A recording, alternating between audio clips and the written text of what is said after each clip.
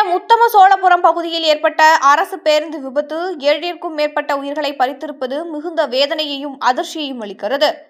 அப்பாவி பொதுமக்களின் உயிர்கள் இவ்வாறு சாலையில் பலியாவது எந்த சமுதாயத்திற்கும் ஏற்றதல்ல. உயிரிழந்தோரின் குடும்பத்தினருக்கு தமிழக வாழ்வுரிமை கட்சி தனது ஆழ்ந்த இரங்கலையும் அனுதாபங்களையும் தெரிவித்துக் கொள்கிறது.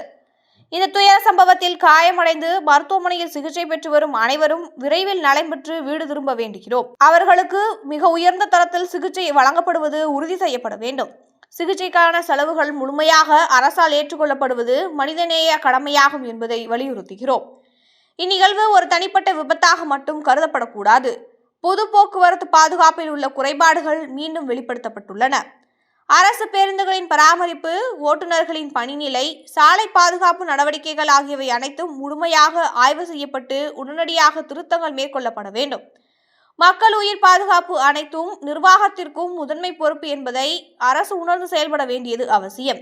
மேலும் இந்த விபத்திற்கான முழுமையான விசாரணை நடைபெற்று உண்மையான காரணங்கள் வெளிக்கொணரப்பட்டு பொறுப்பு கூற வேண்டியவர்கள் மீது நடவடிக்கை எடுக்கப்பட வேண்டும். பாதிக்கப்பட்ட குடும்பங்களுக்கு உரிய நிவாரணம் மட்டுமின்றி அவர்களின் எதிர்கால வாழ்வாதாரத்திற்கான நிலையான ஆதரவும் தமிழ்நாடு அரசு வழங்க வேண்டும் என்று தமிழக வாழ்வுரிமை கட்சி வலியுறுத்தி கேட்டுக்கொள்கிறது என அக்கட்சியின் தலைவரான தி. வேல்முருகன் வெளியிட்டுள்ள தனது அறிக்கையில் குறிப்பிட்டுள்ளார்.